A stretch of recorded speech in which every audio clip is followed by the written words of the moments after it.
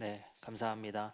오늘 우리는 야고보서 2장 14절부터 26절 말씀을 통해서 그리스도를 믿음, 따름, 섬김이라는 제목으로 함께 말씀 듣도록 하겠습니다.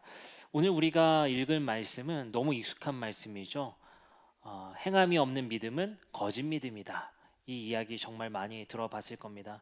사실 우리 개신교 교회는 야고보서 말씀을 잘 선포하지 않는 특징이 있습니다. 왜 그러냐면요. 우리 개신교는 어쩔 수 없이 우리 개혁된 교회입니다. 그렇기 때문에 이제 개혁 신학자라고 하죠. 대표적인 이제 루터에 의해서 교회가 지금의 서방 기독교에서 분리되어서 프로테스탄트 개혁되어진 교회를 구성하고 있습니다. 그래서 본래 개신교회의 성향은 매우 사실 급진적입니다. 왜 급진적이냐면요. 개혁되어져 나온 교회이에요. 변화를 추구하고요. 그리고 그 교회의 어떤 기존의 것으로부터 탈피하고자 하는 노력들이 있는 것이 바로 개혁 교회입니다. 근데 문제는 이제 루터라는 신학자가 가장 중요하게 생각했던 게 솔라 피데입니다. 오직 믿음이다라는 것이죠. 루터가 오직 믿음을 강하게 주장했었던 이유는 당시에 지금으로 따지면 천주교, 가톨릭이 행위에 대해서 매우 강조하던 시절이었습니다. 그것에 루터 또한 매우 큰 회의를 느꼈고 거기서 자신이 로마서 말씀을 통해서 오직 의인은 믿음으로 말미암아 살리라는 말씀에 의거해서 우리가 행함으로 구원받는 것이 아니라 믿음으로 구원받는다라는 것을 강력하게 주장하게 되었죠. 사실 그 당시에 가톨릭은 많은 순례들과 고행들을 통해서 의를 얻는다라는 사고방식이 있었습니다. 그게 문제가 되는 것은 무엇이냐면요. 행함으로 구원받는다라는 그 이야기는 당시에 가톨릭이요. 행함으로 구원받는다라는 얘기는 행함과 순례를 통해서 구원 마일리지를 적립한다라는 생각을 가졌어요. 그래서 몇 포인트 이상을 가지면 이제 구원에 이르게 된다라는 것에 열심을 가졌던 시절이었던 것이죠. 근데 우리가 오해하지 말아야 될 것은 지금 현재의 가톨릭은 그런 교리에서 많이 벗어났습니다. 네. 그래서 그런 부분들이 지금의 가톨릭도 그렇다. 아직도 행위로 구원받으려고 하는 사람들이 가톨릭 신자들이다라고 생각한다면 큰 오해가 있을 수 있습니다. 어쨌든 루터 시대에는 그런 것들이 매우 성행했기 때문에 루터는 도무지 자신의 고행과 순례와 행위를 통해서는 하나님께 의롭다함을 받을 수 없다라는 회의감 속에서 교회를 개혁하기에 이릅니다. 그러나 문제는 로마서 말씀에 의해서 믿음으로 구원받는다라는 강력한 확신을 가졌지만 성경의 야고보서에서는 결코 그렇지 않았다라는 겁니다. 야고보서의 말씀은 지금 방금 우리가 읽은 말씀이 주요 본문이지만 행함으로 구원받는다라는 사고가 들어 있습니다. 다시 말씀드리면 행함이 없는 믿음은 거짓 믿음이다라고 소개를 하고 있다는 말이죠. 그렇기 때문에 행함에 대해서 매우 강조하는 책이 야고보서입니다. 그렇기 때문에 루터가 말한 오직 믿음으로 구원받는다는 것과 일관성이 없고 충돌이 되게 됩니다. 그렇기 때문에 많은 개신교의 전통에서 야고보서를 꽤 안 읽었던 경향들도 있었습니다. 루터 또한 야고보서는 매우 성경으로서 이제 비난을 많이 했었죠. 그런 역사가 있었기 때문에 행함이라는 것에 대해서 개신교도들은 매우 큰 이제 부정적인 의견을 갖고 있습니다.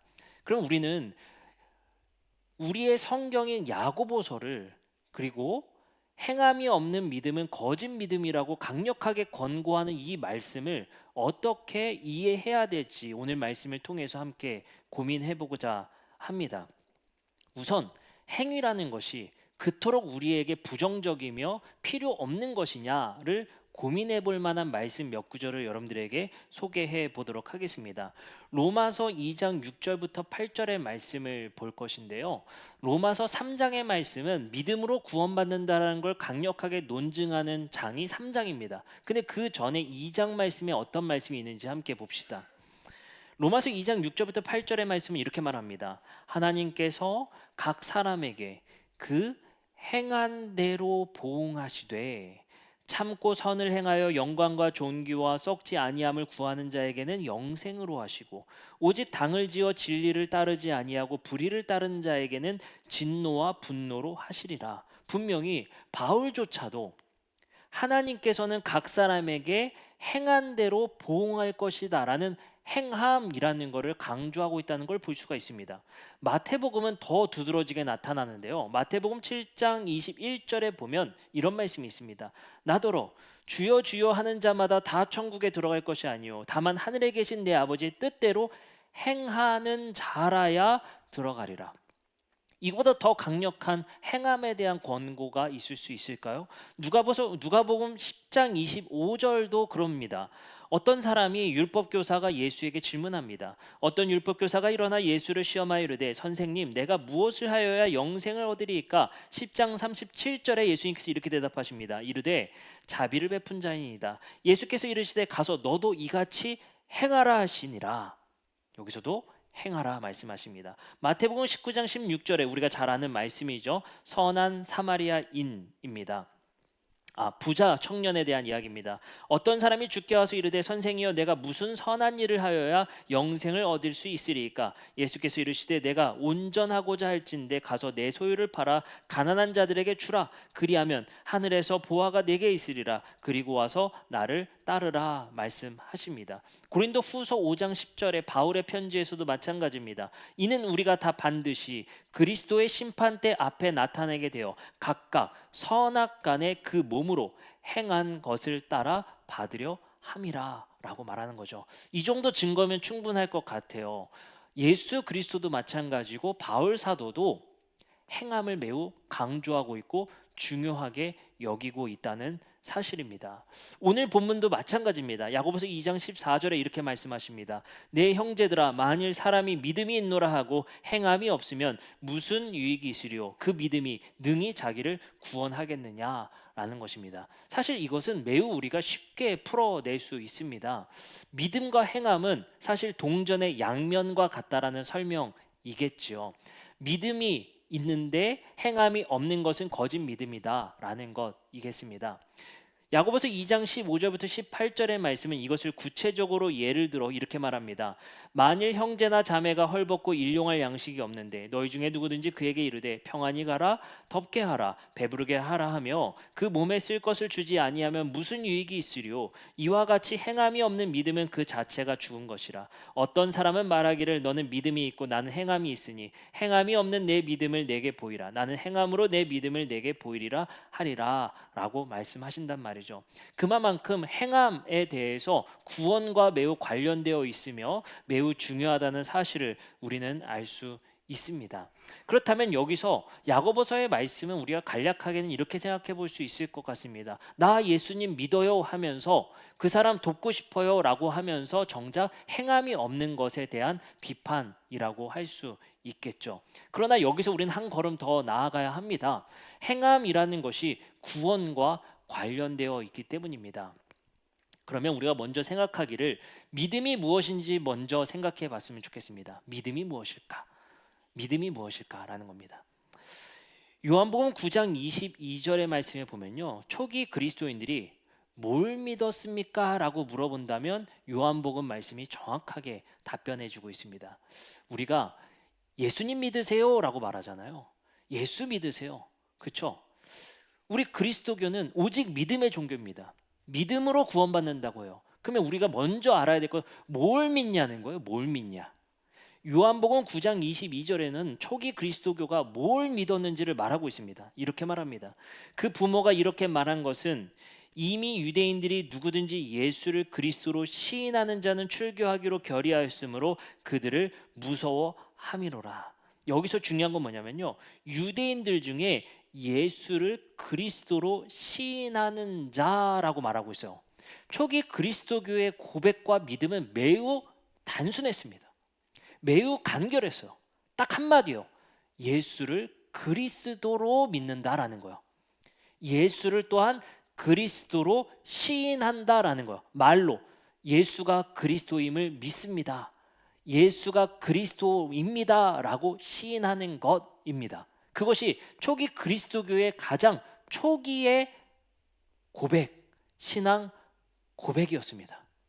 이 내용이 이번에 제 신간에 수록되어 있다라는 중요점이 또 있습니다. 그만큼 처음 교회에 들어가는 것, 다시 말하면 내가 그리스도인이 되는 것은 처음에 복잡한 교리도 있죠. 칭의, 구원, 성화, 부르심, 엄청나게 많은 교리들이 있습니다. 그래서 새신자 교육 세례 받을 때는요, 그 많은 교리들을 배워야 세례를 받을 수 있습니다. 하지만 초기 그리스도교는 그렇게 복잡한 교리 이전에 딱 한 가지의 고백이 중요했습니다. 예수가 그리스도입니다 라는 고백 한마디였어요. 그것이 초기 그리스도교를 형성하는데 그 고백을 하는 자들의 모임이었습니다. 그 속뜻 안에는 이런 속뜻이 있었을 것입니다. 그리스도라는 뜻은 제가 여러 번 설명드렸죠. 그리스도는 히브리어 메시아를 헬라어로 번역한 것이 바로 그리스도입니다. 헬라어로는 크리스토스겠죠. 메시아라는 뜻은 기름 부음 받은 자라는 뜻이었어요. 기름 부음 받은 자라는 건 뭐죠? 누가 기름을 부어요? 왕에게 기름을 붓는 겁니다. 그렇기 때문에 히브리어 메시아, 그리스어 크리스토스, 그 뜻은 기름 부음 받은 자이고 누가 기름을 부어요? 바로 왕이 기름 부음 받게 됩니다. 다시 말하면 메시아 크리스토스는 하나님이 선택한 기름 부음 받은 자, 왕을 의미합니다. 그럼 이것을 우리가 예수에게 대입해 본다면 이런 뜻이겠죠. 예수가 그리스도입니다라는 고백은 예수가 하나님이 선택한 왕입니다라는 고백이에요. 이 고백이 얼마나 놀라운 고백이냐면요, 당시의 왕, 황제는 오직 로마의 황제인 카이사밖에 없었습니다.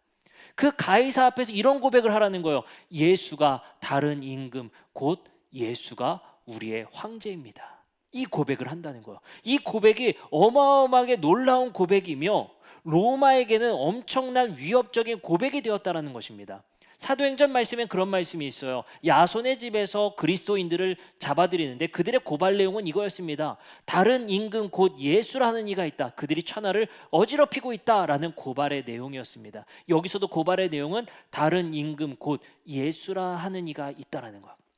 그래서 처음 교회 다니고 그리스도인이 되는 건 매우 쉬웠어요. 어떤 고백이었어요? 예수를 그리스도라 부르기만 하면, 예수를 그리스도라 시인하기만 하면.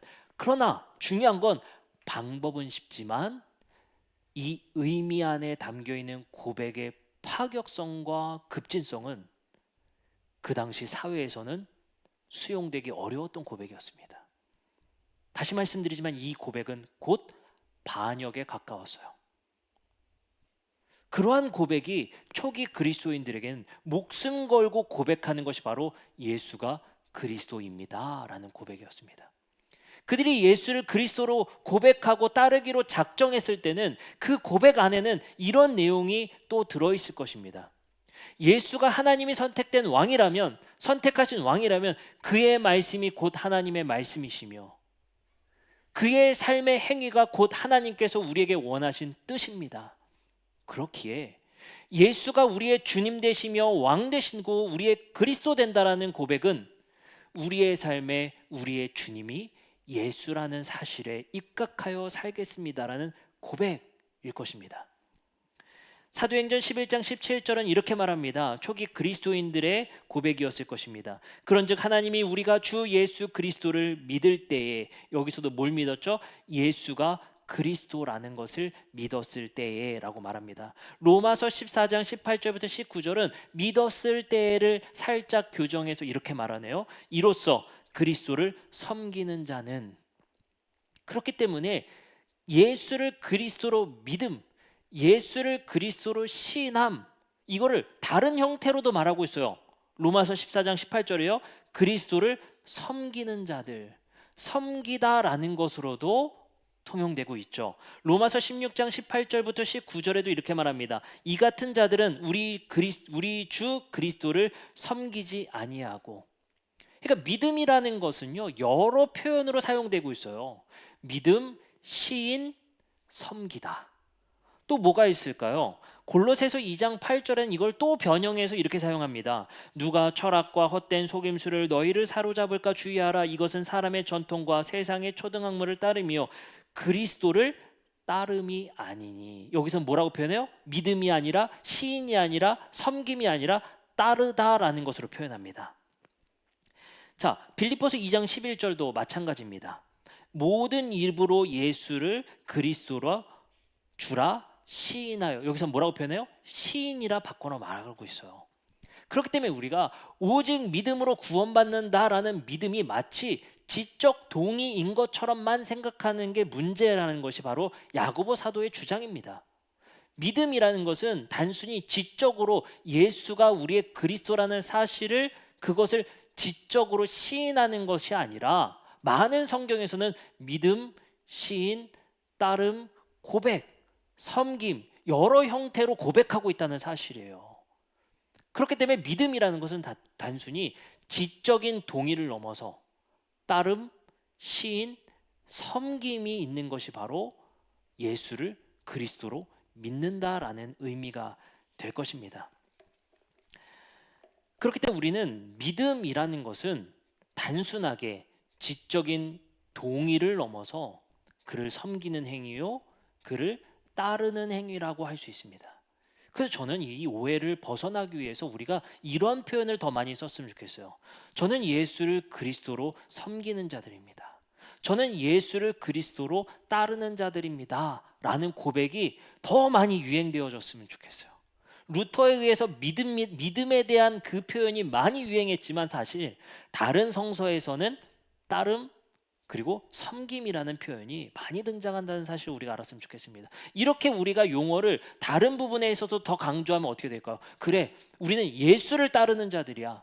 그래, 우리는 예수를 섬기는 자들이야. 그럼 여기는 뭐가 당연히 들어있는 용어겠습니까? 섬기는 건 뭐예요? 저 섬깁니다. 이게 섬기는 건 아니죠. 몸으로 하는 게 섬기는 거죠. 따르는 건 뭡니까? 저 따릅니다가 따르는 건 아니죠. 몸으로 하는 게 행위가 따름이죠. 그러니까 행위가 동반되어 있는 용어인 섬기다, 따르다라는 표현이 우리 교회 안에 더 확산되었으면 좋겠습니다. 우리는 예수를 그리스도로 따르는 자들입니다. 우리는 예수를 그리스도로 섬기는 자들입니다. 그것이 바로 우리 교회가 되어야 할 것입니다. 베드로전서 3장 15절부터 17절의 말씀도 마찬가지인 것 같습니다. 이렇게 말합니다. 베드로의 교회는 이렇게 고백했습니다. 너희 마음에 그리스도를 주로 삼아 거룩하게 하고 너희 속에 있는 소망에 관한 이유를 묻는 자에게 대답할 것을 항상 준비하되 온유와 두려움으로 하고 선한 양심을 가지라. 이는 그리스도 안에 있는 너희 선행을 욕하는 자들로 그 비방하는 일에 부끄러움을 당하게 하려 함이라. 선을 행함으로 고난받는 것이 하나님의 뜻일진데 악을 행함으로 고난받는 것보다 나으니라. 여기서 뭐라고 하냐면요, 선을 행함으로 고난받으래요. 근데 그 선의 동기부여가 어디 있냐면요, 너희 마음에 그리스도를 주로 삼아, 주님으로 삼는 것부터 시작된다는 것입니다. 우리가 예수를 그리스도로 또는 주님으로 마음의 고백, 그리고 섬김, 따름이라는 것을 통해서 선한 행위를 우리에게 강조하고 있다는 사실입니다. 그럼 우리는 믿음에 대한 오해를 좀 벗어날 수 있을 것 같아요. 믿음이라는 것은 단순한 지적 동의가 아니라 섬김, 따름이라는 용어도 같이 병행되고 있다는 사실을 우리는 알 수 있게 됐습니다. 그렇기 때문에 우리 그리스도교, 예수를 그리스도로 믿는 종교는 실천이 매우 중요합니다. 사실 예수님은 이 땅에 오셔서 나를 믿으라 라고 한 적이 없어요. 나를 따르라 하셨죠. 그렇죠? 그리고 예수 그리스도는요, 나를 믿으세요 라고 말하기보다는 예수는 자신의 삶으로, 행동으로 보여주신 분입니다. 매우 실천적이었던 분이에요. 그래서 우리는 이렇게 부르고 싶습니다. 행동하는 예수. 행동하는 예수님의 모습을 통해서 우리는 복음서의 말씀을 볼 수가 있죠. 그냥 자리에 앉아서 선생처럼 가르침이나 하는 분이 아니었어요. 그는 만지셨고 같이 있었고 같이 주무셨습니다. 그리고 중요한 게 뭐예요? 같이 식사하셨습니다. 예수는 항상 행동하셨고 항상 행동으로 보이셨습니다. 그 행동의 끝의 정점에는 그는 자신을 희생하셔서 십자가에서 죽으셨습니다.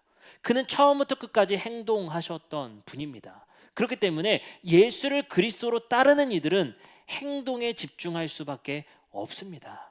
그렇게 우리는 예수를 따르는 이들, 예수를 섬기는 이들로서 예수의 따름 안에 예수의 행동을 따르는 자들이 되게 했죠. 그렇기 때문에 우리 그리스도교는 예수의 실천적 모습이 우리 교회 안에 더 많아야 할 것입니다. 근데 중요한 것은 우리는 이제 예수를 그리스도로 따름, 섬김, 시인함으로써 우리의 삶의 변화를 어떻게 가져올 것인가라는 의문점입니다. 그렇기 때문에 이 설교는요, 들으면 들을수록 마음만 불편해져요. 잘 안 되거든요. 어쩌면 루터의 고백은 그런 한계와 회의 속에서 나왔던 이야기였을 수 있습니다. 그 말이 뭘까요? 하다 안 되거든요. 하다 안 돼요. 그러니 우리는 이렇게 그냥 합리화시켜 버립니다. 어차피 우리가 하나님의 말씀을 완전히 지키는 건 어려워. 왜? 책임 전가하죠. 너의 문제가 아니야. 너 안에 아담이 지었던 원죄가 있어서야. 다행이다. 나 때문은 아니었구나. 그래, 우린 어쩔 수 없는 죄 많은 존재들이야. 그래서 하나님의 말씀을 우리는 지킬 수 없어. 이것으로 우리의 실천과 행동을 합리화시켜 버립니다. 하지만 이것은 그런 문제와는 별개의 문제입니다. 왜 그러냐면 사실 성경에서는 우리에게 너희들은 죄 많은 존재로서 할 수 없사를 강조하기보다는 너희는 그럼에도 불구하고 할 수 있어를 더 강조합니다. 인간상이 무기력한 존재가 아니라 인간상을 저는 되게 긍정적으로 보게 되거든요. 그래서요, 인간상을 긍정적으로 보는 교단이 감리교와 성결교가 좀 긍정적으로 봅니다. 인간상을 다소 전적인 타락으로 부정적으로 보는 교단이 장로교입니다. 그렇기 때문에 감리교와 성결교는 조금 더 실천에 방점을 두고 있고, 장로교는 은혜에 조금 더 방점을 두고 있는 차이점도 있죠. 사람을 보는 관점이 좀 다른 겁니다. 성서를 보는 관점도 조금 다르고요. 그래서 저는 어떻게 보느냐? 저는 할 수 있다에 조금 더 방점을 둬요. 왜 그러냐? 갈라디아서 5장 16절부터 25절의 말씀은 그 할 수 있는 가능성을 이렇게 말씀하십니다. 내가 이르노니 너희는 성령을 따라 뭐하라? 행하라. 근데 여기서 뭐라고 말씀하시냐면요, 우리가 행할 수 있는 것에는 그 이유는 성령을 따라 행할 수 있기 때문이라는 겁니다. 우리에겐요, 의식의 영역과 무의식의 영역이 있습니다. 제가 오늘도 운전하면서 그런 걸 느꼈어요. 곰곰이 생각해 보니까요, 브레이크를 밟고 가속 페달을 밟으면서 발을 왔다 갔다 하고 있는데요, 제가 운전 중에 생각해 봤습니다. 내가 이쪽 밟아라 명령을 머리가 하고 있느냐 안 하고 있느냐를 곰곰이 생각해 보니까 아무 생각 없이 이렇게 왔다 갔다 하고 있더라고요. 그런데 운전은 의식의 영역이 아니라, 내비를 보는 건 의식의 영역이지만 브레이크 밟고 가속 페달 밟고 왔다 갔다 하는 거는 무의식적으로 내가 하고 있더라고요. 그 말은 뭐냐면 우리의 삶에 꽤나 영향을 주는 영역이 무의식의 영역입니다. 우리가 무의식적으로 했어요라고 하죠. 무의식의 영역이 우리의 삶을 결정하는데 꽤 큰 영역을 차지합니다. 두 번째는 의식의 영역이에요. 내가 의식하고 알에 의해서 변화를 추구하는 거죠. 우리는 두 가지의 영역이 다 바뀌어야 우리가 변했다라고 할 수 있어요. 의식의 영역과 습관의 영역인 무의식의 영역. 그러면 성경은 뭐라고 말하고 있냐면요, 우리의 그 무의식의 변화에 대해서 성령이 우리를 변화시킬 거라는 굉장한 강력한 권고와 가능성을 우리에게 말씀하고 계십니다. 우리의 의식과 무의식의 변화에 성령이 개입해서 그것을 변화시킬 거라는 신비를 우리에게 말씀하고 계시다라는 겁니다. 다시 한번 읽어드리겠습니다. 갈라디아서 5장 16절과 17절입니다. 내가 이르노니 너희는 성령을 따라 행하라. 그리하면 육체의 욕심을 이루지 아니하리라. 육체의 소욕은 성령을 거스르고 성령은 육체를 거스르나니 이 둘은 서로 대적하므로 너희가 원하는 것을 하지 못하게 하려 함이라. 여기서 뭐라고 하면 우리 안에는 육체의 소욕, 마치 무의식의 영역처럼, 그리고 성령이 그 육체를 거스르면서 둘을 대적하게 만든다는 거예요. 씨름하게 만든다는 거예요. 그러니까 우리가 의식이라는 알의 영역은 그러지 말아야 되는 데가 있고, 무의식의 영역은 무의식적으로 악을 저지르는 것이 둘이 대척점으로 대적하여 싸우고 있다는 거예요. 이게 우리의 상태 아닙니까? 여기에 이것을 거스르게 하시는 분이 바로 성령이라는 거예요. 그래서 우리 그리스도교에서 우리가 행함이라는 걸 강조했을 때 과연 행함으로 구원받을 수 있느냐라고 말했을 때 그 행함의 가능성에 대해서 우리는 이렇게 생각해야 돼요. 우리는 온전한 선함으로 구원받을 수 있는 것이 아니라 온전함을 위해서 그 방향으로 가고자 하는 씨름과 고뇌와 싸움이 우리에게 있느냐라고 우리에게 말씀하시는 거예요. 그게 성령 받은 자의 표지일 것입니다. 우리는 이제 더 이상 율법이 내 안에서 그 표지를 삼는 것이 아니라 성령이 내 안에서 그것을 거스르게 하고 싸우게 하신다는 거예요. 뭐와요? 아 그래 우리는 오늘 말씀 들었으니까 그렇게 살면 안 돼 하면서 내일 그렇게 살잖아요. 근데 그렇게 살면 안 돼에서 우리를 응원하시는 분이 성령님이 신비 안에서 우리를 응원하신다는 거예요. 거기서 우리는 몇 대 몇, 일주일 동안 5대 3인 날도 있고 3대 5인 날도 있고 졌다 이겼다 졌다 이겼다 이걸 무수히 반복하는 거예요. 근데 이게 없는 걸 문제 삼는 겁니다. 이게 아예 없는 걸 문제 삼는 거예요. 어쩌면 이제 우리는 그것을 양심이라고 표현하는 것이 아니라 성령이라고 표현합니다. 성령은 내 안에서 오늘 우리가 들은 말씀을 통해 그래 우리가 말로만 그를 덮게 해라 그를 도와줘라 말만 하면 무슨 유익이 있겠습니까? 야고보 사도가 말했습니다. 예수의 뜻도 그랬어요. 너희가 종교적으로 말만 하면 뭐 하겠느냐? 그들의 손을 붙잡아줘라. 그들과 같이 식사해라. 그들과 함께 거닐어라. 이것이 예수 그리스도의 행동 아니었겠습니까? 여기서 중요한 포인트가 있어요. 그게 무슨 유익이 있겠느냐라는 거. 아주 실용적이죠. 예수 그리스도도 그러셨던 것 같습니다. 너희들이 그렇게 매일 정결을 위해서 손을 닦는 것이 무슨 유익이 있겠느냐? 너희가 그토록 반복적으로 제사하는 것이 무슨 유익이 있겠느냐? 우리가 매주일 모여서 예배만 드리는 것이 무슨 유익이 있겠느냐? 너희 안에 사랑과 실천이 없는데, 오늘 안 나온 사람에 대해서 걱정해서 문자하는 마음조차 없는데 너희가 어떻게 예배만 드리는 것이 유익이 있겠느냐라고 주님께서 물으시는 것과 같습니다. 로마서 8장 13절부터 16절의 말씀에 이어 이렇게 말씀하십니다. 너희가 육신대로 살면 반드시 죽을 것이로되 영으로서 몸의 행실을 죽이면 살리니. 여기서 뭐래요? 성령으로 몸의 행실을 죽이라. 우리의 무의식의 습관의 영역을 성령으로 죽이라는 겁니다. 무릇 하나님의 영으로 인도함을 받는 사람은 곧 하나님의 아들이라. 16절 성령이 친히 우리의 영과 더불어 우리 하나님의 자녀인 것을 증언하실 겁니다 라고 고백한다라는 말이죠. 그래서 저는 이 무의식의 영역이 참 무섭다라고 여기는 게요, 저희 아이들한테 항상 얘기해요. 너희들 어른 보면은 꼭 존댓말 써야 돼, 존댓말 써야 돼. 저한테 맨날 반말을 써요. 여지 없습니다. 오늘도 아빠 먼저 나간다 하니까 나가 이러더라고요. 그래서 다녀오세요라고 해야지 맨날 교정을 해줍니다. 근데 놀라운 사실은 뭔지 아세요? 제가 편한가 봐요. 편하니까 그러는 것 같아요. 근데 아이들이 그 무의식의 영역이 얼마나 무서운 거냐면요, 저희 아이들이, 제 아이들을 하원하러 갈 때가 있어요. 그럼 하원하면 이제 놀이터에서 꼭 놀고 가는 게 절차잖아요. 놀이터에서 이제 놀아줍니다. 저한테 그래요. 아빠 괴물이나 해 이래요. 그래서 제가 또 막 괴물하면서 쫓아다녀야 돼요. 막 쫓아다니는데 갑자기 이제 조금 늦게 형아반이 하원에서 나온단 말이죠. 근데 갑자기 우리 아이들이 하원에서 형아반 아이들이 놀이터로 진입하는 순간 안녕하십니까 형님 이러는 거예요. 도대체 교육을 어떻게 시키길래. 저는 교육 방침에 좀 의아했습니다.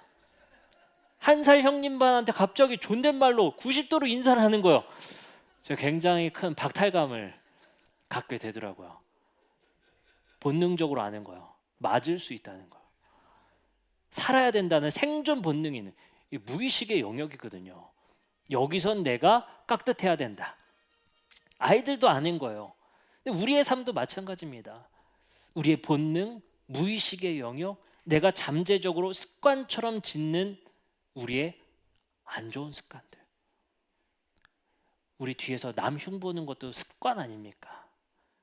그것도 참 무의식적으로 나오는 얘기들이에요. 그것을 통해서 우리의 희열을 느끼는 악의 모습들. 누군가를 마녀 사랑하면서 그것을 무의식의 영역으로 나도 모르게 유튜브에 쇼츠를 보면서 웃고 있는 나의 모습들. 아, 누구 망했다는 얘기에 나도 같이 그 기쁨에 동참하는 나의 무의식의 영역들. 도대체 무엇이 내 마음 안에 작동하길래 그의 불행을 통해서 나는 즐거워하고 있는가? 우리의 무의식 영역 안에 무엇이 침투했길래 남을 우리는 비방하며 즐거워하고 있는가?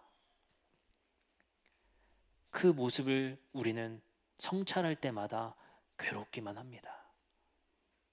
그때 우리는 오늘의 말씀이 우리에게 큰 영향을 준다고 생각합니다. 바로 성령이 우리와 함께 그것을 위해 싸우신다라는 겁니다. 오늘도 우리는 이제 영적 전쟁을 합니다. 영적 전쟁이라는 것은 이 씨름을 의미할 때 영적 전쟁이라는 표현을 쓰셨으면 좋겠어요. 어디 나가서 홍대 가서 여러분들 거기 땅 밟기 하는 게 영적 전쟁이 아니에요. 술집 돌아다니면서 거기서 귀신과 싸우는 게 영적 전쟁이 아닙니다.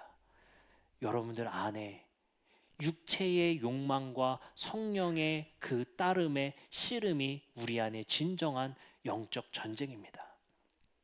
여러분들의 우리 안에 그 씨름이 늘 가득하셨으면 좋겠습니다. 다음 주엔 한번 설교 전에 물어볼게요. 몇 대 몇? 네. 오늘도 승리하는 여러분들 되시기를 주님의 이름으로 축복합니다. 함께 찬양하고 기도하는 시간 갖도록 하겠습니다.